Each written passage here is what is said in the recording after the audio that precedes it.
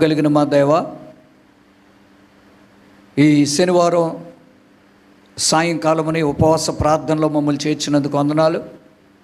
గంట పైనుండి మేమందరం ఇక్కడ ప్రార్థన చేస్తున్నాం, అది మీరు వింటున్నారు, మీకు స్తోత్రాలు. మా ప్రభా, మా సంఘంలో ఉన్న నిర్లక్ష్యత, భక్తిహీనత, వేషధారణ, పై భక్తి, శక్తిని ఆశ్రయించలేని జీవితాలు మాకు ఉండనివద్దు తండ్రి. మేము సరవనంతకాలం నువ్వు సరిచేయడానికే ఇష్టపడతావు. దానిని బట్టి మేము భయపడి లోబడ్డామా దీవించబడతాం, లేకపోతే తీర్పు కొరకు సిద్ధపడి దేవుడు అడిగితే ఏమి లెక్క ఇవ్వాలా అని మేము ఆలోచించుకోవాలి తండ్రి. ఇదిగో నాయన, 34వ దినముగా ఈ సాయంకాలమున క్రీస్తు ప్రభు ఎవరో, ఆయనకి మాకున్న సంబంధం ఏంటి, ఎందుకు ఆయన్ని నమ్ముకోవాలి, ఎందుకు ప్రభు చెప్పినట్లు చేయాలి, బైబిల్ ఎందుకు చదవాలి, ప్రార్థన ఎందుకు చేయాలి, ఆయన ఎందుకు చనిపోయాడు, ఎవరి కొరకు చనిపోయాడు, మమ్మల్ని పుట్టించిన వాడు యేసు అయితే మేము ఆయనకి ఏం చేయాలి, మా కోసం ఆయన ప్రాణం పెడితే మేము ఆయనకి ప్రతిఫలంగా ఏమి ఇవ్వాలి అనే సత్యాలు మేము ఇక్కడ నేర్చుకుంటున్నాం. ఈ రాత్రి కూడా మాకు నేర్పించండి. చెవులు గలవాడు వినునుగా కానీ మీరు సెలవిచ్చారు. మా అందరితో ఈ సాయంకాలం మనం మాట్లాడమని యేసు నామమును అడుగుచున్నాము తండ్రి, ఆమేన్. ప్రియులరా, మనం ఈ యొక్క సిలువ, క్రీస్తు యేసు యొక్క శ్రమలు, సిలువ శ్రమలు, సిలువను ఎక్కకుండా చేసిన శ్రమలు, ఆయన సిలువ మోసుకొని వెళుతూ కొరడా దెబ్బలు తింటూ రాళ్లల్లో, అలాగే వెళ్ళిన తరువాత మనుషులు గేలి చేసి పరిహసించి, ఆ తర్వాత దాహానికి నీళ్లు కూడా ఇవ్వకుండా మేకులతో కాళ్ళల్లో చేతుల్లో కొట్టి పక్కలో బళ్ళెపోటు పొడిచి పొందిన శ్రమలన్నీ సిలువ శ్రమలు. సిలువ మోయకముందు, సిలువకి ఎక్కకముందు కొన్ని శ్రమలు అనుభవించాడు దేవుడు. తెల్లవారుజాము 6 గంటల నుండి అనుభవించాడు శ్రమలు దేవుడు.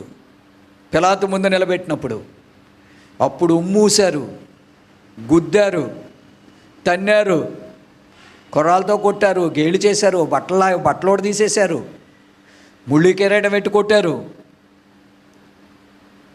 సిలువ శ్రమలో, సిలువకి ఎక్కక ముందు శ్రమలు, ఇవన్నీ కలిపి 12 రకాల శ్రమలు క్రీస్తు ప్రభు అనుభవించాడు. ఎవరు శ్రమ పెడుతున్నారు? యేసు ప్రభు. శ్రమ పెట్టిన వాళ్ళు యూదుల, ఇశ్రాయేలీల, రోమా సైనికుల? సరే, బైబిల్లో చూస్తాం. కొత్త నిబంధనలోనికి మనం వచ్చినప్పుడు సువార్తలలోనే వాళ్ళ బాధ పెట్టినట్టుగా, వాళ్ళ సిలువ కొట్టినట్లుగా ఉంటుంది నీకు. మరి అపోస్తుల కార్యముల నుండి పత్రికల్లోకి వస్తే మనం సిలువ కొట్టినట్లు ఉంది మరి బైబిల్లో. మనం ఆయన రక్తాన్ని పాదాలతో తొక్కామని చెప్తున్నాడు దేవుడు. మనం సిలువకు కొట్టామని కొత్త నిబంధనలోనే కాదు, పాత నిబంధన జకర్యాలో ప్రవచనం ఉంది. నా చేతుల్లో కాళ్ళు పొడిచారని ఉంది. కీర్తనకారుడి సంకీర్తనలో ప్రవచనం ఉంది. యెషయా గ్రంథంలో ప్రవచనం ఉంది. కొత్త నిబంధనలోనే కాదు. సరే, వాళ్ళు బాధ పెట్టారు, ఆయన కొట్టారు, చంపేశారు. ఇప్పుడు బైబిల్ ఏం చెప్తుందంటే మనం బాధ పెడుతున్నామని ఉంది. సరే, నేను ఎక్కడ బాధ పెడుతున్నాను, నేనేం బాధ పెట్టానని మనం అనుకుంటాం. అసలు దేవుణ్ణి నమ్మకుండా ఉంటే బాధ పెట్టిన వాళ్ళం కాదు మనం.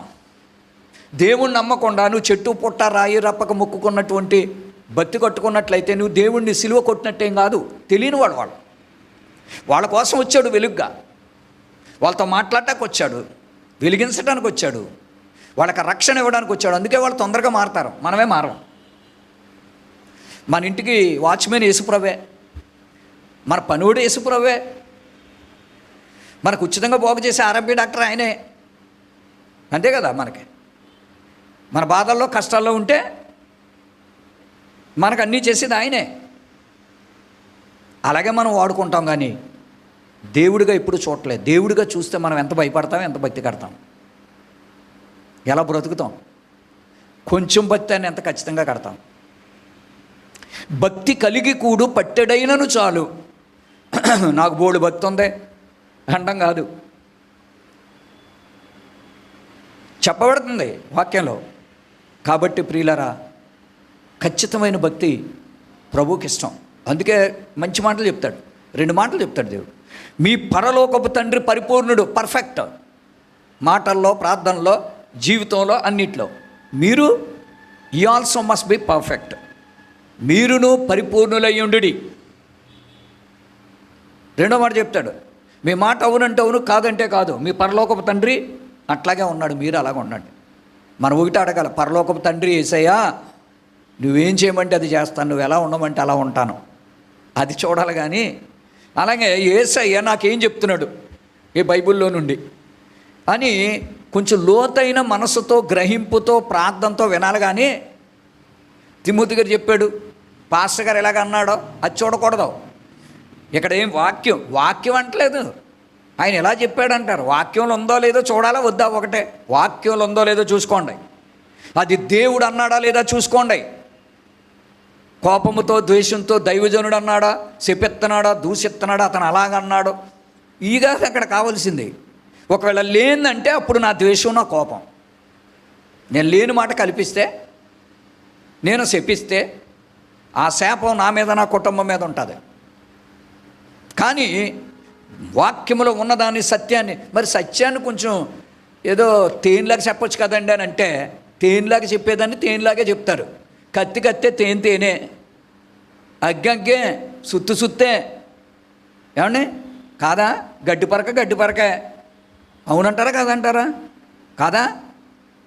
మరి దేవుని మాట అగ్ని అంట, మరి అగ్గిలాగా ఉండదా మాట? సుత్తులాగా అంటే గట్టి బుర్ర మీద కొట్టినట్టు ఉండదా? ఖడ్గం అంటే గుండె దూసిపోదా? వాళ్ళు పండ్లు పటపట కొరికిరి, స్టెఫెన్, ముష్కరులారా ప్రభువుని నమ్మేమని చెప్తారు, ధర్మశాస్త్రం తెలుసు, సత్యాన్ని పాటించడం అన్యాచారాల్లో ఉన్నారు, మీరు దేవుని ఎంత ఏడిపిస్తున్నారు, మీకు న్యాయమా ఇదని అడిగాడని ముష్కరులు పళ్ళు కొరుకుతూ అందరూ రాళ్లతో కొట్టి చంపేశారని ఉంది. చంపేసిన వాళ్ళు క్రైస్తవులే. ఒక మాట అంటే నెగిటివ్గా రియాక్ట్ అయ్యి, సొణుక్కుంటూ, తిరుగుబాటు చేస్తూ, దేవుడి మీద, దేవుని సేవకుల మీద తిరగబడే మనసు ఉంది కదా. మరి పాజిటివ్గా ఎందుకు రియాక్ట్ అవ్వవు? పాజిటివ్ కూడా అవ్వాలి కదా. దేవుడు అన్నాడా లేదా, ఎందుకు అన్నాడు, నా తప్పు ఉందా? ప్రియులారా, దేవుడు గొప్ప అవకాశాలు ఇస్తున్నాడు. రోగం వచ్చి హాస్పిటల్లో ఉన్నవాడు ప్రార్థన చేయలేడు, బైబుల్ చదవలేడు. మంచం పట్టేసినోడు మోకరించి మొరపెట్టలేడు, ఉపవాసం ఉండలేడు. ఆరోగ్యం ఉండగానే, సమయం ఉండగానే దేవుడు అంటున్నాడు, పగటి దినమందే మీరు పగటి వారై ఉండాలి, చీకటి వాళ్ళై ఉండొద్దు. వెలుగు సంబంధులుగా ఉండండి, వెలుగు ఉండగానే చక్కబెట్టుకోండి. దేవుడు చెప్తున్నాడు, ఆరోగ్యం ఉండగానే, వెలుగు ఉండగానే అంటే అర్థం ఏంటి? సౌండ్ బాడీస్, ఆరోగ్యము, తెలివి, జ్ఞానం, బలం ఉండగానే నువ్వెంత భక్తి కడతావు, ఎంత ప్రార్థిస్తావు. ఈరోజు కట్టుకున్న భక్తే నిలబడద్దే. నా యవ్వన వయసులో కట్టుకున్న భక్తే నన్ను ఇంకా బతికిస్తుంది. ఈరోజు కొన్ని గంటలు ఇక్కడ కూర్చుని ప్రార్థన చేయగలుగుతున్నానంటే అదే నన్ను కాపాడుతుంది. నేను ప్రశ్న వేయొచ్చు కానీ నేను వేయను. మీరు గడుపుతున్నారా అలాగని అడిగితే మీరు ఏం చెప్పగలుగుతారు? నీకు రోగం ఉన్నా, తెగులు ఉన్నా, నువ్వు 12కి పడుకున్నా, 1 గంటకు పడుకున్నా, నువ్వు ఉదయాన్నే లేచి నువ్వు గడుపుతున్నావా దేవుని దగ్గర? దేవుడు కలుసుకోవాలని మనసేది మనకి. బంధువులు కలుసుకుంటాం, ఆడిని కలుపుతాం, వీడిని కలుపుతాం, ఆఫీస్ వర్కులు, ఆ వర్కులు, ఈ వర్కులు, అందరినీ కలుసుకుంటాం. దేవుణ్ణి కలుసుకోవాలనే మనసేది ఎవడు నేర్పిస్తాడండి? మనుషులు గద్దింపును అసహించుకునేవాడు పశువుతో సమానం అన్నాడు దేవుడు. చూసారండి? వాక్యంలోకి వెళదాం. ప్రియులారా, మనము 4 సువార్తలను గూర్చి ధ్యానించుకుంటున్నాం.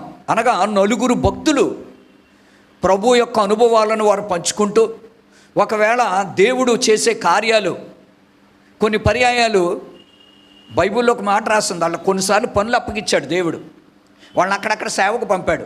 అప్పుడు వాళ్ళకి తెలియకుండా కూడా దేవుడు చాలా అద్భుతాలు చేశాడు, చాలా మంచి మాటలు చెప్పాడు. అవన్నీ కూడా విని తలచి అన్నీ రాశారు ఇందులో. కాబట్టి అందరూ ఒకేలా రాయలేదు, చాలా జాగ్రత్తగా మత్తాయి కొన్ని, మార్కు కొన్ని, లూకా కొన్ని, యోహాను కొన్ని అలా రాశాడు. కాబట్టి 4 సువార్తలు కలిపి మనం ధ్యానిస్తున్నాం. ఈ 4 సువార్తలే ఇంకొక మాటలో చెప్పాలంటే నేను అనుకుంటున్నాను ప్రపంచానికి ఇది 2వ ధర్మశాస్త్రం. గుర్తుపెట్టుకోండి. మిగిలిన అపోస్తుల కార్యాలు, ప్రకటన వరకు ఉన్నటువంటి పత్రికలు, కార్యాలు, ప్రకటన గ్రంథాలు ఇవన్నీ ఏంటంటే మనుషులు ఎలా ఉంటున్నారో, సంఘాలు ఎలాగ ఉన్నాయి, అన్యులు ఎలాగ ఉన్నారో, దొంగ భక్తి ఎలాగ ఉంది, నిజమైన భక్తి ఎలాగ ఉంది, క్రైస్తవులు ఎలాగ ఉంటున్నారో, మనం ఎలా ఉండాలి, ఎలా ఉండకూడదో, ఈ ప్రపంచం అంతమైపోయే సమయానికి మన భక్తి ఎలాగ ఉండాలి, చస్తే మనం పరలోకం వెళతామా నరకానికి వెళతామా చెప్పేవే మిగిలిన గ్రంథాలు. కానీ యెహోవా దేవుడు, నేను ఉన్నవాడునని సెలవిచ్చినటువంటి దేవుడు, ఆదామవ్వలను సృష్టించి నోవాహు కాలము నుండి మోషే కాలం వరకు బోధించినటువంటి వాడు ధర్మశాస్త్రాన్ని ఇచ్చాడు. అది ప్రాణం. దేవుని మాటలు ప్రపంచానికి అవి ఏంటంటే పునాదులు, క్రైస్తవ భక్తికి పునాదులు అవి, పరలోకానికే పునాదులు అవి. అవి తప్పితే కొత్త నిబంధనలలో ఈ 4 సువార్తలు, 4 స్తంభాలు, ఈ సత్యాన్ని మనం తెలుసుకోవాలి. ఇందుకే 4 సువార్తలు ఒక్క అక్షరం పొల్లిపోకుండా ధ్యానించండి లోతుగా. ఇక్కడ ఎందుకు ఇలా చెప్పారు, అక్కడ ఎందుకు ఇలా చెప్పారు, ఈయన ఎవరో రాసిన ఆయన ఏం చూసి రాశాడు, ఈయన ఎక్కడ నేర్చుకుని రాశాడు అని తెలుసుకోవాలి. 4 సువార్తలు మీ జీవితంలో 1 సంవత్సరం స్టడీ చేయండి, చూద్దాం. పైపైన చదువుకి వెళ్ళిపోవడం కాదు, ఆళ్ళని చెప్పి గుర్తుపెట్టుకోవడం కాదు. 4 సువార్తలే ఈ క్రొత్త నిబంధన, న్యూ టెస్ట్మెంట్. ఈ 4 సువార్తలు 4 స్తంభాలు, ప్రపంచ అంతానికి ఇవి స్తంభాలు. క్రైస్తవ మోడరేట్ లేక లేటెస్ట్ క్రిస్టియానిటీకి, నిజమైనటువంటి క్రైస్తవత్వానికి సత్య సంబంధమైనటువంటి స్తంభాలు ఇవి. ఇవి వినాలి, ఇవి నేర్చుకోవాలి, వీటి ప్రకారం బతకాలి. ఎవరో మాటలు వినేసి పాస్టర్ల మాటలు పర్లేదులే, దేవుడు అలాగనలేదు, ఇలాగన్నాడు, నువ్వు ఇలా చేసినా తప్పు లేదు, ఇలాగున్నా తప్పు లేదు, ఆ పాస్టర్ అలాగే చెప్తాడులే, ఈ పాస్టర్ అలాగే చెప్తాడులే అంటారు. పాస్టర్ చెప్పడం ఏంటండి, దేవుడు చెప్పిందని ఆలోచించక. నీకు తెలుగు అర్థం కాకపోతే ఇంగ్లీష్ చదువు, అర్థం కాకపోతే గ్రీక్ చదువు, లేకపోతే ఎవరితోనైనా చెప్పించుకో, ఓ డిక్షనరీ చదువు, కంకార్డెన్స్ చదువు, బైబుల్ అనుసంధానమైనటువంటి పవిత్రమైనటువంటి గ్రంథాలను చదువు. ఎంతమంది తమ ప్రాణం పెట్టారు ఈ గ్రంథాలు రాయటానికి, చదవడానికే. వాళ్ళేమీ 100 సంవత్సరాలు బతకలేదు. వాళ్ళ జీవితం అంతా హెచ్చించి చిన్న వయసులో 15-20 సంవత్సరాల వయసు నుండి 40-50 సంవత్సరాల వయసులో మనకి ఈ యొక్క భక్తిని మనకు ఇచ్చి, దేవుని సత్యాలు తర్జుమాలు చేసి మనకిచ్చి చచ్చిపోయారండి. వాళ్ళకి కడుపులో కూడలేదు. ఓ మనిషి కూర్చొని 20 గంటలు రాత్త తర్జుమా చేస్తా కూర్చుంటే ఏమైపోతాడండి, ఏమైపోతాడు. ఓసారి నాకు అమెరికా నుండి ఒక బుక్ వచ్చింది, ద యాక్ట్స్ ఆఫ్ అపోస్టల్స్ అని, ఇంగ్లీష్లో. విజయవాడ అమూల్య ఆఫ్సెట్ ప్రెస్ వాళ్ళు నాకు ఇచ్చారు. అది ఆ అన్నయ్య గారు వాళ్ళు ఇచ్చి, తమ్ముడు 200 పేజీలు ఉంటుంది, ఈ బుక్ ట్రాన్స్లేషన్ చేయి, నీకు డబ్బులు ఇస్తారన్నారు. నేను ఇలా కష్టపడి సేవ చేసుకుంటాను కదా, నాకు ఎవరు నమ్మకంగా ఉండరు, ఎవరెవరు నమ్మకంగా నాకు మొదటి నుంచి అంతే. నాలాగిన సేవ చేయాలంటే చచ్చిపోతారు, ఎవడో చేయడు. ఎందుకు చేస్తారు? ఓ నెల ఒకటి సాయం చేస్తాడు, నెల ఎవడో చేయడు, ఓ నెల ఎవరెవరో. నేను చాలా కష్టాలు పడ్డాను. నాకు ఇన్ని పుస్తకాలు ఉండేవి. నాకు సాక్ష్యం కొంచెం డిఫరెంట్గా ఉంటుంది. నా దగ్గర near the cross, around the cross characters, ఇలాంటి 2-3 బుక్స్ ఉండేవి ఇంగ్లీష్లో. నా దగ్గర డబ్బులు లేక నేను బుక్ స్టాల్లో పనిచేసేవాడిని, గూడ్స్ గేట్ కాడ. నా పుస్తకాలు అట్టుకెళ్ళి అందులో పెడితే అవి చూసే కొనుక్కుంటా డబ్బులు తెచ్చుకున్నాను నేను, ఈవిడికి నేను బతకడం కోసం. పైకి అలా ఉంటుంది అంటే ఎవరు సాయం చేయరు, సహవాసం చేయదు, ఎవరో చేయరు. నమ్మకంగా పనిచేస్తే జీతం ఇస్తాడు దేవుడు. మేము నమ్మకంగా లేమేమో, అందుకే అలా చేశాడు. అందుకని ఎవరున్నా లేకపోతే చేతులు ఎత్తేసి అలా కన్నీళ్ళు కాచి మొరపెడతాను. ఎందుకు చేస్తున్నాను తెలుసా? నేను ఆయన పని చేస్తే నన్ను పోషిస్తాడు, అందుకే చేస్తున్నాను. నేను వస్తారో రారో మానేస్తారో నాకెందుకు, నేను దేవుని పని చేయాలి, చేస్తున్నాను. ఈయన కాపాడిన ఆయన, ఆయన రక్షించిన ఆయన, ఆయన పాపాల నుండి విడిపించిన ఆయన. ఈ ప్రార్థన చేయాలి, కాపాడు, రక్షించు, విడిపించు. ఇది మానేశారు, దీవించు దీవించు అంటే ఆ మాట చాలా వినటానికి చాలా బాగుంది, సినిమా పాటలాగా. కరెక్ట్ కాదు అది.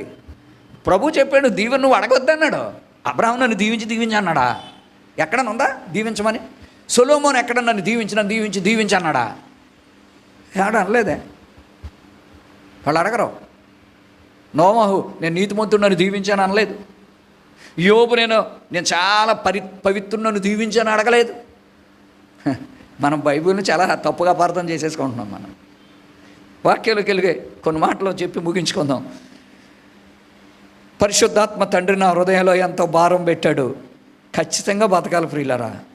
కడితే ఖచ్చితంగా కట్టుకుందాం. పై భక్తి కట్టుకోద్దండి. ఏదో ఒకటి కదా అని గడ్డి వండుకు తినేస్తామండి మనం. ఏదో గుడ్డ కట్టుకుంటాం కదండి, సెకండ్ హ్యాండ్ రోడ్డు మీద 10 రూపాయలు దొరికే గుడ్డలు కొనేసి కట్టేసుకుంటామండి మనం. అన్నిట్లో ఫస్ట్ క్వాలిటీలు కావాలి. మన మనసుకి మన హృదయానికి నచ్చాలి, మనకి హ్యాపీనెస్ వచ్చేయాలి, అందరూ మనల్ని మెచ్చుకోవాలి. భౌతిక సంబంధంగా చాలా ఖర్చు పెట్టేస్తాం. భక్తికి మాత్రం మనం ఏమీ ఖర్చు పెట్టకూడదు, కూర్చుంటే అయిపోవాలంతే. ఎందుకు పుట్టించాడు దేవుడు? నువ్వు పుట్టించావు కానీ నువ్వే సప్లై చేయన్నట్టుంది. చాలా పెద్ద పిల్లలు అంటారు కదా తల్లిదండ్రులు, నేను చదవను, నేను ఉద్యోగం చేయను, నేను ఇంట్లో కూర్చుని ఉంటాను, నువ్వు నన్ను బాగా పోషించు, లేకపోతే మిమ్మల్ని చంపేస్తానంటున్నారు పిల్లలు. ఇప్పుడు వయసు వచ్చాక 25 సంవత్సరాలు వచ్చాక పెళ్లి చేస్తావా, నేను చంపేనా లేకపోతే నేను చచ్చిపోనా అంటున్నారు. పని చేయరు, ఇంకా పని ఉద్యోగాలు ఉండవు. తల్లిదండ్రులు కూడా అలా చేస్తున్నారు, వేగ బౌండ్స్లో తిరుగుతున్నారు. ఎవరు వేగ బౌండ్స్ అంటే? దేశదెమ్మర్లు. పాడైపోతున్నారు, బ్రష్లు అయిపోతున్నారు. ఆ పెళ్ళి అయిపోయిన తర్వాత అంటున్నారు మమ్మల్ని పెంచి అంటున్నారు. మీరు ఇలాంటివి విన్నారో లేదో? నేను వింటున్నాను. మరి చాలామంది ఇళ్ళకి వెళ్తే మా పిల్లలు ఉద్యోగాలు చేయరండి. ఎంతమంది అండి మీకు? నాకండి బంగారు లాంటి మనవరాలండి. అబ్బో మా కోళ్ళు సూపర్ అండి. మరి మీ కోళ్ళు ఏం చేయదండి, ఇంట్లో కూర్చొని ఉంటుందండి. మరి పిల్లలండి, ఆ పిల్లలు కూడా నేనే చదివిస్తున్నానండి. మరి మీ కొడుకు ఏం చేయడండి? అందరినీ నేనేనండి. మేము నలుగురు 8 మంది పోషించబడిపోతున్నామండి. సిగ్గు లేదండి చెప్పుకోనాకే. ప్రతి ఓడు ఇలాగ తయారైతే మనకి ఈ వస్తువులన్నీ ఎవడ కనిపెట్టి ఉందుడండి. మొదటి నుంచి ఎవరే మీరు తినేసేసి పడుకోండిరా, మీరు వయసు ఎదిగా పెళ్ళిళ్ళు చేసేస్తాను అలాగే బతికేద్దాంరా, మన పొలంలోనే తినేసేసి బతుకుదామని అనుకుంటే బండి ఎవడు కనిపెడతాడు, కారు ఎవడు కనిపెడతాడు, విమానం ఎవడు కనిపెడతాడు, ఫ్యాన్ ఎవడు కనిపెడతాడు, లైట్ ఎవడు కనిపెడతాడు? ఏదో పని చేయొద్దా? అందుకే దేవుడు కూడా ఎలా అంటాడు చెప్పనా నేను? మనుషులు సోమరోళ్ళు తినేసి పడుకుని దొల్లుతారని తెలిసి దేవుడు మనిషికి జ్ఞానం పెంచాడు. ఎవడైతే 10 మంది బాగుపడాలని అనుకుంటాడో వాడికి ఎక్కువ నాలెడ్జ్ ఇస్తాడు.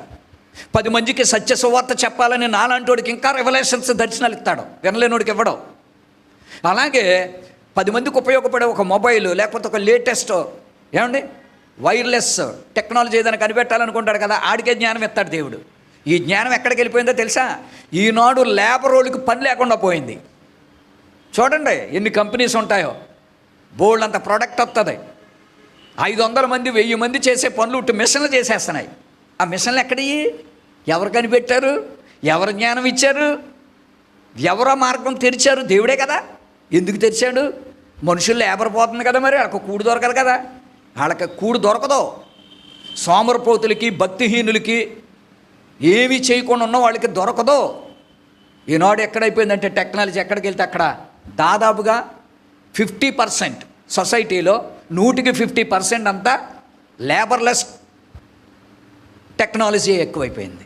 ఎక్కడ చూసినా ఏ వస్తువు తయారు చేస్తాను అంతా మిషన్లే. 100 మంది ఉండవలసిన కాడ 10 మంది ఉండి చేసేస్తున్నారు అందరూ. అంతే ఏమండి? ఈరోజు కంప్యూటర్ కాడ ఎంతమంది కూర్చుంటాడండి? మీ సేవన్న కాడ ఒక్కడ కూర్చుంటాడు, ఒక్కడ చేస్తున్నాడు 10 మంది పని.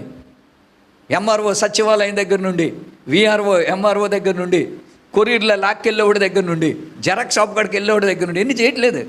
దేవుడిచ్చిన జ్ఞానం మనమే దేవుడికి దూరం అయిపోతున్నాం. సోమరులకి అన్నం దొరకదు, భక్తిహీనులకి పరలోకం ఉండదు, పాపంలో బ్రతికేవాడికి ఆధారాలు ఉండవు. ఆ మాటలు ఇప్పుడు మనం చూసుకుని ముగించుకుందాం. 19వ అధ్యాయంలోనికి వచ్చినప్పుడు లోకా సువార్త 2 అద్భుతమైన మాటలు ఈ అధ్యాయంలో చూస్తాం. మొట్టమొదటిగా 9వ వచనంలోనికి మనం వచ్చినప్పుడు మొదటి నుంచి 9 వచనాలు చూస్తే ఇక్కడ జక్కయ్య అనేటటువంటి వ్యక్తి ఉన్నాడు. ఇతడు సుంకపు గుత్తదారుడు, ఇన్కమ్ ట్యాక్స్ డిపార్ట్మెంట్. ఎంత డబ్బు పోగేసుకోవచ్చో వీళ్ళం.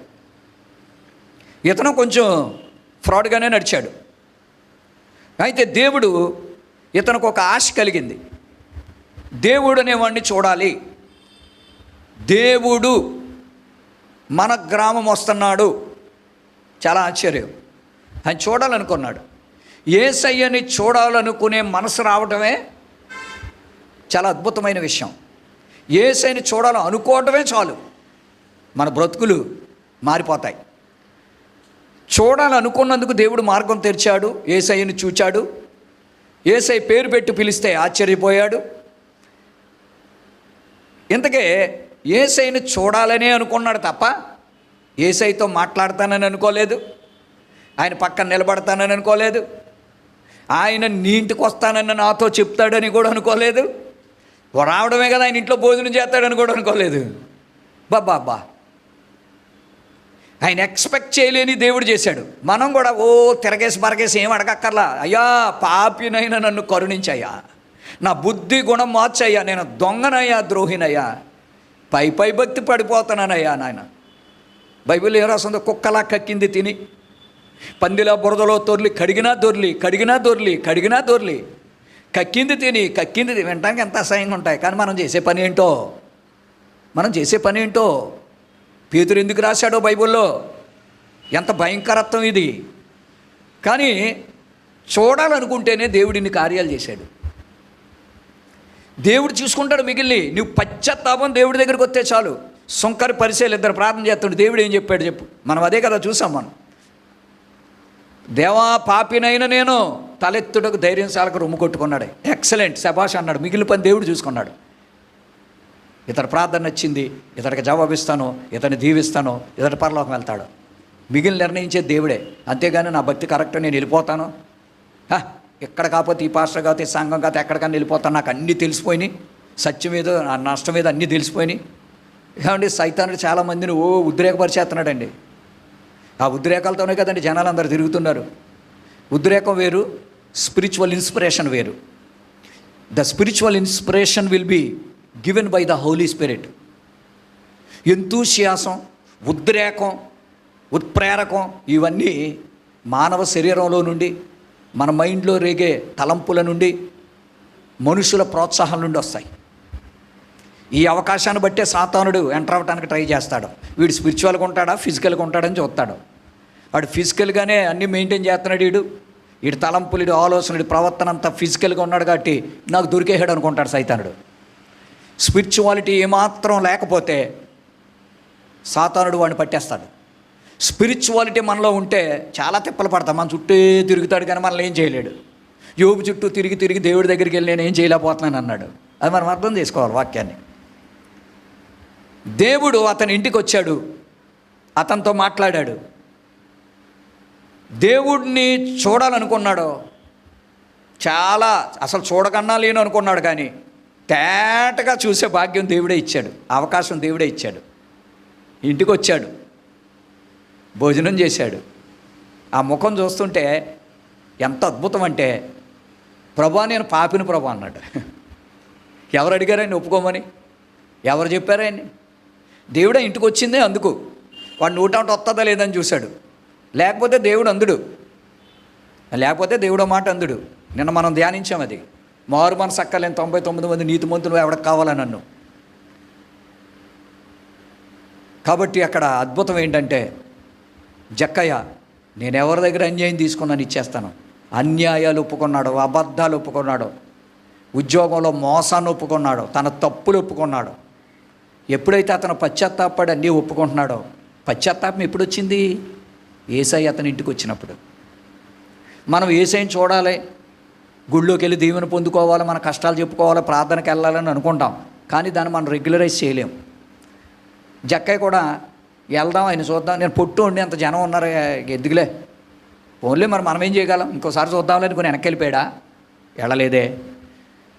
ఓరు బాబు నేను ఇంత గవర్నమెంట్లో ఇంత ఇన్కమ్ ట్యాక్స్ డిపార్ట్మెంట్లో పనిచేస్తాను, ఇప్పుడు ఆ చెట్టు ఎక్కితే నేను అందరు చూసి నవ్వరా? అందరు చూసారని నవ్వుతారు కదా, గేలు కదా, పరిహాసంగా. మనం ఏం చేస్తాం? ప్రార్థనకు నడిచి రావాలంటే మనకేంటది పరిహాసం. జనాలు చూస్తారు మన స్టాండర్డ్ ఏంటి, మన లెవెల్ ఏంటి, మన భక్తి ఏంటి. చాలా దూరం నుంచి వస్తుంటాం మనం, 50 కిలోమీటర్ల నుంచి వస్తున్నాం. మన మాటలేంటి, మన ప్రవర్తన ఏంటి, మన క్రియలు ఏంటి. జక్కని చూసినప్పుడు మన హృదయంలో మెరగాలండి, మనకి మెరగాలి. వచ్చాడు, వివరించడానికి సమయం లేదు కానీ ఒక్క మాట అన్నాడు. ఎవడ పశ్చాత్తాపడతాడో, ఎవడ సరి చేసుకుంటాడో. ఏసయ్య ఏ హృదయంలోనికి వచ్చినా, ఏసయ్య వాక్యం ఏ మనసులో హృదయంలోకి వచ్చినా వాడు ఒప్పుకోకుండా ఉండలేడండి, కప్పుకోడండి. 32వ సంకీర్తన, తన అతిక్రమములకు పరిహారము నొందినవాడు ధన్యుడు, తన పాపములకు ప్రాయశ్చిత్తము నొందినవాడు ధన్యుడు, ఆత్మలో కపటము లేనివాడు ధన్యుడు, యెహోవా చేత నిర్దోషి అని ఎంచబడినవాడు ధన్యుడు. దేవుడు చెప్పాలి, మనం చెప్పేసుకుంటే సరిపోదు. నేనైనా సరే మీకు ఇక్కడ బోధించి నేను ఇష్టం వచ్చినటువంటి దేవుడు ఊరుకోవడం. నేను గుండెలు బాదుకుని ఏడుస్తాను. నేను నా పాపాన్ని బట్టి 10వ తరగతిలో మారాను నేను. అప్పుడు దాకా నా పాపిష్టి బ్రతుకుని బట్టి. మారాక నాలో కోపం వచ్చినా, గర్వం వచ్చినా, ఏదైనా తప్పు చేశానా, డబ్బు దగ్గర తేడా ఉన్నానా, ఎక్కడైనా కళ్ళల్లో అపవిత్రమైన చూపులు వచ్చాయా, తప్పుడు బోధ చేశానా, చాలా బాధపడతాను. సైతానుడు చాలా వాడుకుంటాడు మనల్ని, తెలుసా? సేవకులు ఎక్కువ వాడేసుకుంటాడు. అబద్ధాలు ఎక్కువ మాట్లాడేస్తారు ప్రసంగాల్లోని, సాక్ష్యాలన్నింటిలోని. అలాగే సాక్ష్యం చెప్తున్నప్పుడు ఏదైనా తొందరపడి ఒక చిన్న అబద్ధం వచ్చిందనుకోండి, వస్తుందండి. కరెక్ట్గా ప్రిపేర్ అవ్వకపోతే అబద్ధం వచ్చేస్తుంది. చిన్న అబద్ధం వస్తే నేనేం చేస్తాను తెలుసా? నాకు తెలిసిపోతుంది. నువ్వు అబద్ధం చెప్పావని చెప్తాడు దేవుడు నాకు. ఎందుకంటే ఉదయాన్నే నేను కడుక్కుంటాను. నేను వేరే టైంపాస్ కూర్చోనండి దేవుని సన్నిధిలో. ప్రభా, నా మనసు ఎలాగుందో, నా హృదయం ఎలాగుందో, నా తలంపులు ఎలాగున్నా, ఈ దినమంతా నేను ఏం చేశాను నిన్నటి దినమంతా. అప్పుడు దేవుడు అన్నాడు, నువ్వు అన్నీ బాగా చెప్పుకొస్తున్నావు కానీ అందులో ఒక అబద్ధం వచ్చింది అన్నాడు. చాలా ఏడ్చాను. నన్ను ఎందుకు ప్రభా బలిపీఠం ఎక్కిస్తావు? నేను ఎందుకు తండ్రి నాయన? ఇంకా అందరిని అబద్ధం ఆడొద్దని నేను అబద్ధం ఆడితే నా బతుకు ఎందుకు తండ్రి? ఈ బతుకని నన్ను నేను అసహించుకుంటాను. నన్ను నేను అసహించుకుని కన్నీళ్లు కాచినప్పుడు నన్ను అబద్ధం ఆడకుండా దేవుడు కాపాడతాడు. అసహించుకుంటేనే కదా, అబద్ధాన్ని అసహించుకుంటేనే కదా సత్యం మనలోకి వస్తుంది. అపవిత్రను అసహించుకుంటేనే అపవిత్రతను పవిత్రత మనలోకి వస్తుంది. మన దేవుడు పరిశుద్ధుడు. దేవుడి కోసం ఏం చేయమేంటండి? మనం వాక్యాన్ని అత్తుకోమేంటండి? ఏమి నేర్చుకోమేంటండి?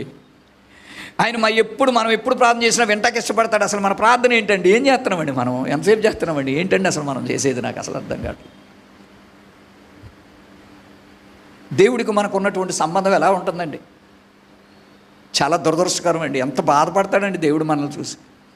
చాటును ఏడుస్తాడని ఉందండి దేవుడు. మీ పాపమును బట్టి చాటును ఏడుస్తున్నానని ఉంది. అందుకే నేను ఒకరోజు చెప్పాను, మనలో ఎంతమంది దేవుడిని ఏడిపిస్తున్నాం మనం అర్థం చేసుకోవాలి. అద్భుతం ఏంటంటే 9వ వచనంలో, ఇతడు అబ్రహాము కుమారుడు, ఇంటికి రక్షణ వచ్చింది. ప్రభువా, నన్ను అబ్రహాం సంతానంగా చేయి, నన్ను దత్తపుత్రుడిగా చేయి, విశ్వసించిన ఎడల అబ్రహాము సంతానమే అని ఉంది కాబట్టి నేను విశ్వసించేస్తున్నాను. నేను క్రైస్తవుని అని నీకు నువ్వు చెప్తే సరిపోదు. ఎవరు చెప్పాలి? This is my beloved son in whom I am well pleased, hear him. ఈయన నా ప్రియ కుమారుడు, ఈయన యందు నేను ఆనందిస్తున్నాను, ఈయన మాట వినండి. పరలోకంలో ఉండి శబ్దం యేసయ్య బాప్తీసం తీసుకుంటే, మనం బాప్తీసం తీసుకుంటే అలాగే ఉండాలి, అలా వినపడాలి. మనం దేవుని స్వరం వినాలి. ఇతడు అబ్రహాం కుమారుడు, ఈ ఇంటికి రక్షణ ఎవరిచ్చారు? దేవుడు. దేవుడిచ్చిన రక్షణను ఎవడో తీసేయలేడు. స్వయంగా ప్రభువా నన్ను రక్షించని మనం అడగటం కాదు. ఆయనకి ఎంత ఇష్టమో మనకు మారు మనసు ఇవ్వటం అంటే ఇష్టం, రక్షణ ఇవ్వటం అంటే ఇష్టం, పరిశుద్ధపరచడం అంటే ఇష్టం, దీవించడం అంటే ఇష్టం.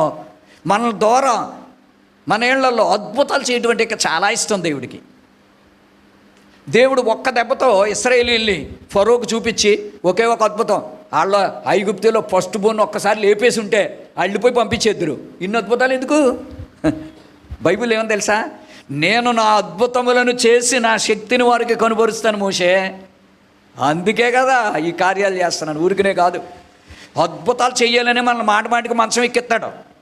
అద్భుతాలు చెయ్యాలనే మనం ప్రార్థన మాని సంపాదించిన డబ్బు అంతా డాక్టర్ల దగ్గరికి పంపిస్తాడు. ఊరికనే చేయడు దేవుడు. అద్భుతాలు చెయ్యాలనే మనం ఖచ్చితంగా ఉంటే ఒక్క అద్భుతం చాలు మన జీవితానికి సరిపోద్ది. ఒకే లైఫ్లో ఒకటే సెటిల్మెంట్. ఒక్కసారే సౌలుతో మాట్లాడాడు, సౌలా నన్ను హింసిస్తున్నావు. ఇంక జీవితంలో మళ్ళీ అతను తప్పు చేయలేదండి, ప్రాణం పెట్టేశాడండి. ఒకేసారి అండి కరెక్షను. మనం ఎలాగ ఉంటున్నాం ప్రియులరా? మనము కూడా దేవుడిచ్చే రక్షణను పొందాలి. భక్తిలో సకంలో ఆగిపోకూడదు. అది మనం అర్థం చేసుకుందాం. 20వ అధ్యాయంలోనికి మనం వచ్చినప్పుడు, క్షమించండి, 19వ అధ్యాయంలో 41వ వచనం ఇంకోటి ఉందో చూసుకోండి. 41వ వచనంలో, యెరూషలేమును సమీపించి తన బిడ్డలో, తన ఊరు, తన చర్చి, ఆయన చర్చికి, ఆయన బిడ్డలను చూడటానికి, ఆయన సంఘాన్ని చూడటానికి దగ్గరికి వెళ్ళినప్పుడు ఆయనకి ఎలా ఉందంట? ఏడుపు వచ్చేస్తున్నాడు దేవుడికి. ఆయన బిడ్డలు ఆయన మాట అంటలేదు, ఆయన చర్చే అది ఎలా తయారైందంటే ఇంకా అది చెప్పాడు కదా, వ్యాపార పిల్లులాగా, దొంగల గుహలాగా అయిపోయింది. ఏమన్నాడో, ఈ దినమైనను సమాధాన సంబంధులు తెలుసుకో, సమాధానం ఇచ్చే మాటలు మీరు తెలుసుకోవట్లేదు. నేను చెప్పింది వినడం లేదు. కాబట్టి యేసయ్య ఏడుస్తున్నాడు. కోడి తన పిల్లల్ని చేర్చుకున్నట్లు నేను చేర్చుకుంటున్నాను, కానీ మీరు అసలు వినట్లేదు. మీకోసమే కదా చెప్పాను. మీరు భూమి మీద నాతో ఉంటాకి ఇష్టపడుతున్నారు, కానీ మరణం తర్వాత నాతో ఉంటాకి మీరు ఇష్టపడట్లేదని చెప్తున్నాడు దేవుడు. ఈ సంఘంలో ఇక్కడ ఉన్న మనం ఎంతమంది మరణం తర్వాత దేవుడితో ఉండాలనుకుంటున్నామో ఆలోచించండి. అది చాలా ప్రాముఖ్యం. 20వ అధ్యాయంలోనికి మనం వెళ్ళినప్పుడు ఇక్కడ మనం ఒక 2-3 మాటలు మనం చూసుకుంటాం. క్షమించండి, 21వ అధ్యాయము 1 నుండి 4 వచనాలు మనం చూస్తే ఇక్కడ చాలా అద్భుతమైన ఇన్సిడెంట్. నేను కావాలని చెప్పట్లేదు, ఇది కరెక్ట్గా ఏ వాక్యాలు వస్తున్నాయి ఇక్కడ. కానుక పెట్టుకాడు కూర్చున్నాడు యేసయ్య. యేసయ్య కానుక పెట్టుకాడు ఎందుకు కూర్చోవాలి? ఎందుకు కూర్చోవాలంట? ఎందుకు కూర్చోవాలి యేసయ్య? ఎవడు నన్ను ప్రేమిస్తున్నాడో, ఎవడో డబ్బును ప్రేమిస్తున్నాడో, ఎవడు నా సేవ అవసరతను తెలుసుకుంటున్నాడో, ఎవడు నా మందిరం అవసరతను తెలుసుకుంటున్నాడో, ఎవడు నా రాజ్య సేవకు సహాయపడతాడో పడడో, కానుక పెట్టుకాడు దేవుడు ఎన్ని ప్లాన్లతో కూర్చున్నాడో. కూర్చుని నేను వీళ్ళు దీవిస్తున్నాను కదా, వీళ్ళు నాకు ఏమి ఇస్తారో. ఉదాహరణకు తల్లిదండ్రులు పిల్లల్ని కష్టపడి పెంచి చదివించి ఉద్యోగాలు ఇప్పించి అన్నీ చేశాక ఏం ఆశపడతాం మనం? ముసలోడం అయిపోతాం కదా. వాళ్ళు ఇంత అన్నం పెడితే చాలు, బాగోపోతే మందు తెచ్చి పెడితే చాలు అని ఆశపడతాం కదా. ఆశతోనే కదా పెంచుతారు. అంతేగాని బాగా పెంచాకీడు కత్తెట్టుకొచ్చిన పీక్కోసేస్తాడంటే పెంచుతామా మనం? పెంచం. వీడు రౌడీ అయిపోతాడు, ఇల్లు తగలబెట్టేస్తాడు వీడు అనుకుంటే పెంచం. కష్టపడి కట్టిన ఇల్లు అమ్మేస్తాడు వీడు, అమ్మేసి తాగుడికి వ్యభిచారానికి అలవాటు పడిపోతాడంటే ఆయన పెంచరు, ఇంకా వదిలేస్తారు. దేవుడు కూడా మనల్ని అలాగే చేస్తున్నాడు. ఆయన ఎంత గొప్ప దేవుడు అంటే ఆయన డబ్బు కొరకు కాదు, ఆయన అందరికీ సాయం చేశాడు. లేని వానికి ఇవ్వండి అన్నాడు. చాలామంది పేదోళ్ళు ఆయన దగ్గరికి వస్తే యేసయ్య చేసిన గొప్ప అద్భుతం ఏంటంటే స్వస్థపరిచాడు, పాపాలు ఒప్పింపజేశాడు. 3వ పని నేను చెప్పలేదు ఏంటంటే ఎవరి దగ్గర డబ్బులు లేకపోతే డబ్బులు ఇచ్చేవాడు. యోదా వాళ్ళకింత ఇవ్వి, వీళ్ళకింత ఇవ్వి అని చెప్పేవాడు. మా ఫెలోషిప్లో ఒక దైవజనులు ఉన్నారు స్టోట్పురంలో, దేవసాహమయ్య గారని, మహాభక్తుడని, పరిశుద్ధుడని, చనిపోయాడండి ఆయన.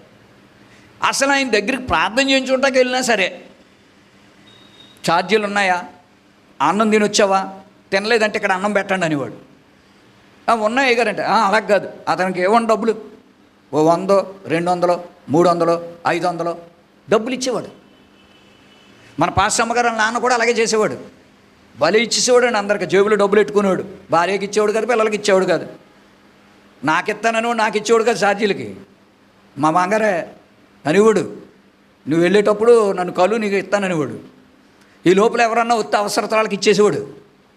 ఇచ్చేస్తే నేనేమి అడుగుతాను, నేను అంకులు ఇవ్వండి అని ఎవడు అడుగుతాడు? వెళ్ళిపోతున్నానంటే వెళ్ళిరా అని చెయ్యేసి ప్రార్థన చేసి వెళ్ళిరా అనేవాడు. 10 రోజులు రిట్రీట్ జరుగుతుంది. నేను వెళ్తే మొదటి రోజు అన్నాడు, నా దగ్గర కొత్త సబ్బు ఉందో కొత్త పేస్ట్ ఉందో అన్నీ నీకయ్యి ఇక్కడ పెడతాను, రేపు వచ్చి తీసుకెళ్ళి కానీ అన్నాడు. సర్లే ఇంకా అన్నీ కొనుక్కోక్కర్లేదులే అని అనుకున్నాను నేను. ఫోన్లో ఒక 100 రూపాయలు కలిసి వస్తాను. మరుసటి రోజు ఉదయం వెళ్ళేసరికి ఏంటి అంకులు ఏంటంటే వాడు ఎవడో వచ్చాడు, ఒకడికి పేస్ట్ ఇచ్చాను, ఒకడికి సబ్బు ఇచ్చాను, కొత్త టవల్లు ఇచ్చేస్తాడు, చెప్పులు ఇచ్చేస్తాడు, అన్నీ ఇచ్చేస్తాడు సాల్మనయ్య గారు లాగా. అన్నీ ఇచ్చా నీకు ఏమి లేవు కొనుక్కెళ్ళి అన్నాడు. ఇంకేం చెప్పను. ఓ మనిషిని ఇలా పోలి మనం ఉండాలంటే ఉండలేం. దేవుడు ఒక్కొక్కరికి ఒక్కొక్క గుణం ఇస్తాడు. ఆయనకు నచ్చుతారు కొంతమంది.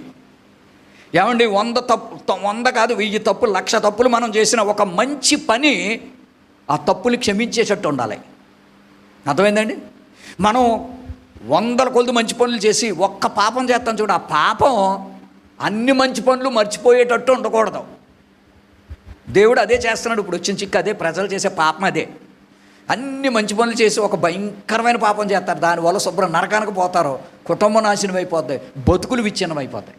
కొంతమంది ఉంటారు చాలా తప్పులు చేసి అన్నిటికీ మించిన ఒక మంచి పని చేస్తారు. ఆ మంచి పనితో వాళ్ళందరూ ఆ నరకం నుండి ఆ కష్టాలు తప్పించబడి ఆశీర్వదించబడిపోతున్నారు. అర్థమవుతుందండి? యేసయ్య కానుక పెట్టుకాడు కూర్చొని చూస్తున్నాడు. ఈ మాట ఎందుకు చెప్పానంటే ఇంకా చాలా ఉంది, దీనికి కనెక్షన్ చెప్పను, అర్థం చేసుకోండి. దేవుడు ఏంటంటే గమనిస్తున్నాడు అక్కడ వేసేవాళ్ళని. ఎవడు ఏడుస్తా వేస్తున్నాడా, ఎవడ సంతోషంతో వేస్తున్నాడా. ఏమండి కొంతమందికి ఏటకు రాకపోతే తెలగలగల ఉణుకుపోతారనమాట. అసలు ఎలాంటివి వేస్తున్నాడా? మారినవి వేస్తున్నారా, మారినవి వేస్తున్నారా? ఏమండి, ఒకసారి ఒక అతను అలాగే వచ్చి ఒప్పుకున్నాడు, దేవుడు నాకు చూపిస్తున్నాడండి, ఎవడో తీసుకోలేనటువంటి పాత నోట్లు అట్టుకెళ్ళి దేవుడు మందిరం వేసేవాడిని. ఒకసారి ఒకడు వచ్చాడు నా దగ్గర పశ్చాత్తాపడుతున్నాడు, ఒక యవనస్తుడు. ఏం చేసావురా నువ్వు తప్పు అన్నాను. ఏం చేసామేంటండి, రాళ్ళు ఎట్టుకొచ్చి చేసేవాడిని అండి సందా సంచులు అన్నాడు. ఇంకా చాలా భయంకరమైన మనుషులు ఉన్నారు. మారని నోట్లు ఉంటాయి కదా, మారని బిళ్ళలో, ₹10 బిళ్ళలు అవి మారవు కదా. కానుక పెట్టి వచ్చింది కాబట్టి చెప్తున్నాను నేను. సేవకే డబ్బుకి అన్నిటికీ కనెక్షన్ ఉంది. విశ్వాసం క్రియలంటేనే డబ్బు, విశ్వాసం అంటే భక్తి, క్రియలంటే డబ్బు. ఓ సంఘం ఎందుకు పెడతామండి, మందిరాలు ఎందుకు కడతారో, 10 మంది ఎందుకు కొడతారో, 10 మంది కలిసి సమానంగా అనుభవించడానికి. సమిష్టిగా 4వ అధ్యాయం అపోస్తల కార్యాలు, వారికి కలిగిన సమస్తములు సమిష్టిగా అందరూ అపోస్తల పాదముల ముందు పెట్టారు. ఎవరికి ఎంత ఉంది అంత, 1,00,000 ఉన్నోడు 1,00,000 ఇచ్చాడు, 50,000 ఉన్నోడు 50,000 ఇచ్చాడు, రూపాయి ఉన్నోడు రూపాయి ఇచ్చాడు. వాళ్ళ పరిస్థితిని బట్టి ఇచ్చారు, కానీ అందరూ సమిష్టిగా అనుభవించారంట. ఎవరికి ఏమియు వారిళ్లల్లో తక్కువ కాలేదు, వాళ్ళు బ్రతికినంత కాలం. ఈ చందా పెట్టికి సింపుల్గా ముగిస్తున్నాను చూడండి. చందా పెట్టికి, మన కాపుదలకే, చందా పెట్టికి మన ఆరోగ్యానికి, చందా పెట్టికి మన భక్తి జీవితానికి, చందా పెట్టికి సంఘ అభివృద్ధికి. సంఘ అభివృద్ధి అంటే చాలా ఉంటుంది తెలుసా. సంఘ అభివృద్ధి అంటే సువార్త కొడుకులు పెట్టుకుంటాం, అవి పెట్టుకుంటాం, పేదలకు సాయం చేయటం. ఇప్పుడు చిన్న సహవాసమైన మన సహవాసం ద్వారా కొంతమంది చిన్న చిన్న సేవకులకి ఏదో తోచినంత కానుకలు పేద సంఘాల్లో సేవకులకి ఇవ్వడం, కొద్దిమంది విధవరాండరికి దిక్కులేనుడికి ఎంతో కొంత తోచినంత సహాయం చేయటం ప్రతి నెల. అది నా బాధ్యత. ఎందుకంటే అడగరు కదా, అవి బాబు మేము ఇచ్చినవి ఏం చేస్తున్నాడు రా బాబు ఇతను అని కొంతమంది కూడా లెక్కలు వేసుకుంటారు. కాబట్టి లెక్కలు వేసుకుంటూ దేవుని కానుక పెట్టి దగ్గరికి రాకూడదు, ఆ పెట్టి దగ్గరికి ఏడుచుకుంటా రాకూడదు, అసలే బాధతో రాకూడదు. దేవుని రాజ్యం అక్కడి నుంచే కట్టబడుతుంది. దేవుని మందిరకు అవసరాలు ఎన్నో వస్తాయి, ఎన్నో కార్యాలు చేయొచ్చు. ఈరోజు అలా కుంటుబడిపోవటం వల్లే అనేకమైన వెనక్కి వెళ్ళిపోతున్నాం. దాన్ని పక్కన పెడదాం. ఈరోజు ఎక్కడ యథార్థమైన ఖచ్చితమైన సేవ ఉందో దానికి సపోర్ట్ లేదు జనాలకే. కొన్ని విషయాలు మనం మాట్లాడుకోవడానికి అంత మంచిది కాదు. కానీ ఒక్క నెల రోజుల్లో 84 నెల రోజులు పోగెత్తేనంట, అంజులు ఇచ్చింది 84 లక్షలు అయిందంట కానుక. ఒక నెల రోజుల్లో అంజులు ఇచ్చిన కానుక ఒక గుడికి ఎంత విన్నాను కాబట్టి చెప్తున్నాను, ఇందులో నేను అబద్ధం ఆడటమే. తర్వాత ఇంకొక అద్భుతమైన మాటలోనికి మనం వెళ్తాం. 10వ వచనం నుండి 19వ వచనం వరకు మనం చూస్తే, దీంతో నేను ముగిస్తాను. నేను ముగించేయాలనుకున్నాను అసలు, కానీ చాలా విషయాలు ప్రభు ఎందుకో మనకు నేర్పిస్తున్నాడు. 8వ అధ్యాయంలో 8వ వచనంలో ఒక మాట చెప్తున్నాడు, మీరు మోసపోకుండా చూసుకోండి. మనల్ని మనం మోసం చేసుకోకూడదు, ఎవడో మనల్ని మోసం చేయకుండా చూసుకోవాలి. ఈ దినాల్లో మాటల్లోనూ నాజూకైన మాటలు, క్రియలు అవి ఇవి చెప్తారు, చాలా జాగ్రత్తగా ఉండాలి. ఇవన్నీ దేవుడిచ్చిన స్టేట్మెంట్స్. తప్పు చెప్పాడా దేవుడు? 9వ వచనంలో యుద్ధాలు, కలహాలు. ఇంకేం చెప్తున్నాడు 10వ వచనంలో? జనం మీదకి జనం, రాజ్యం మీదకి రాజ్యం అనే మాట చెప్పాను. ఇంకా కొన్ని మాటలు చెప్తాను. అక్కడక్కడ భూకంపాలు, అక్కడక్కడ తెగుళ్ళు, ఆకాశము నుండి భయోత్పాతములు, గొప్ప సూచనలు పుట్టును. అంటే ప్లానెట్స్ 9 నక్షత్రాలు, ఇంకా ఆకాశంలో వేసుకుంటున్నారు కదా ప్లాను, అక్కడ కూడా ఇల్లు కట్టేద్దామని. చంద్రమండలం, సూర్యమండలం, ఇక ఇవన్నీ చూసుకుంటే ఇవన్నీ ఏమవుతాయంట, భయోత్పాతంగా మారతాయి. అగ్గి కురుతుంది, ఒకటినొకటి ఢీ కొట్టి మొత్తం అయిపోతుంది, లయమైపోద్దని రాసింది. పెరిష్డ్, డిస్ట్రాయిడ్ రాస్తున్నప్పుడు దేవుడో మాట అంటున్నాడు. 19వ వచనంలో అద్భుతమైన మాట ఉంది. ఆ మాట నాకు దేవుడు చెప్తా ఉన్నాడు, మీ ఓర్పు చేత మీ ప్రాణాలు దక్కించుకుంటారు. మీ ఓర్పు మీద ఆధారపడి ఉంది మీ భక్తి. మనకు ఓర్పు కావాలి భక్తి కట్టాలంటే. వాక్యం వినటానికి ఓర్పు కావాలి, చదవటానికి ఓర్పు కావాలి, బైబిల్ చదవటానికి. మనకు మారటానికి ఓర్పు కావాలండి. ఓర్పు లేనటువంటి వాళ్ళు పాడైపోతారండి. అందుకే దేవుడు చెప్తున్నాడు, ఆ ఓర్పు అనేటటువంటి దాన్ని రియల్గా ఏంటంటే పేషెన్స్ అనే మాట ఇక్కడ వాడబడింది గ్రీకులో. ఏమండి, యపోమోని అనే ఒక గ్రీక్ వర్డ్ వాడబడింది. ఎందుకు ఆ మాట నేను చెప్పానంటే దానికి చక్కని అర్థం capacity of accept. The second word tolerate delaying. Capacity of accept, tolerate delaying అంటే ఏంటంటే నువ్వు దేన్నైనా ఎవరు తిట్టినా గద్దించినా ఏమన్నా సరి చేసుకోవటానికి ఓర్చుకోగలగాలి, కానీ తిరిగి నువ్వు రియాక్ట్ అవ్వకూడదు అనమాట. టాలరేట్, భరించుకోవాలి, సహించుకోవాలి. మనం చాలాసార్లు బస్ కోసం కూర్చుంటాం, బస్సు వాడిని తిడతాం, గవర్నమెంట్ వాడిని తిట్టేస్తాం లేట్ అయితే, కదండి? అవునండి కాదండి? ట్రైన్ కోసం వెళ్తాం, ఆయన తిట్టేస్తాం. ఎయిర్పోర్ట్లోకి వెళ్తాం, ఆయన తిట్టేస్తాం. కూరగాయలు కొట్టుకాడు వెంటనే ఇవ్వకపోతే ఆయన తిట్టేస్తాం. తిట్టమండి మనం? గుండెల మీద చేసుకొని చెప్పండి, అవునో కాదు? పంచాయతీ ఆఫీస్కి వెళ్తాం, వాడు వెంటనే చేయకపోతే ఆయన తిట్టేసుకుంటాం. ఇదే మరి ఓర్పు లేకపోవటం అంటే. మీకే కాదు, నేను కూడా చాలాసార్లు మరి అట్లాగే చేస్తున్నాం కదా మనం అందరం. ప్రియులరా, ఓర్పు అద్భుతమైనటువంటి వర్డ్.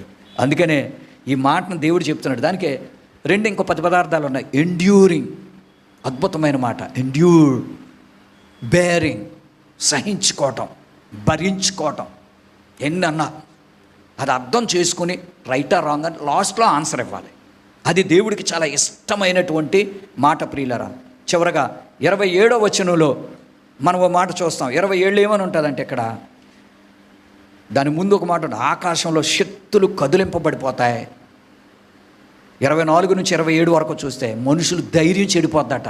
ఎవరు ధైర్యపరచాలన్నా ప్రార్థన చేసినా ధైర్యం రాదట, వాక్యం చదివినా ధైర్యం రాదు. ఇప్పుడు చూడండి, ఇప్పుడు దేవుడు అవకాశం ఇచ్చినప్పుడు వాక్యం చదివితే మనకు దీవెన, వాక్యం చదివితే ఆశీర్వాదం, స్వస్థత. అప్పుడు ఉండవండి. జనాలు ఇలాగే ఉంటుంది, ఇలాగే చేసుకుందాం అనుకుంటున్నారు. నాకు ఎక్స్పీరియన్స్ వచ్చింది. సేవకుడు లేకపోయినా, మందిరం లేకపోయినా, గుంపు లేకపోయినా నేను ఒక్కడనే నా భార్య కలిసి చేసేసుకుందాం అనుకుంటున్నారు. ఉండవండి. ఇక్కడ వాక్యంలో రాసింది, చెప్పడానికి టైం లేదు. 24 నుండి 27 చూస్తే ఆకాశమందలి శక్తులు కదిలింపబడును, మనుషులు ధైర్యం చెడిపోతాయి. ఇంకెవడన్నా ధైర్యపరచగలడా? ఇంక మీరు ఎన్ని చెప్పినా విన్నంటారు. చాలామందికి ఎంత ధైర్యం చెప్పినా ఆత్మహత్య చేసుకోవాలనుకుంటే చేసేసుకుంటున్నారు, చచ్చిపోవాలనుకుంటే చచ్చిపోతున్నారు, రౌడీ అయిపోవాలంటే అయిపోతున్నారు.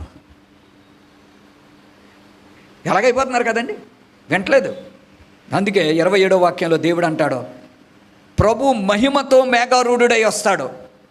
ఇది మనకేం తెలియజేస్తుందంటే రాకడా, ప్రపంచంతము.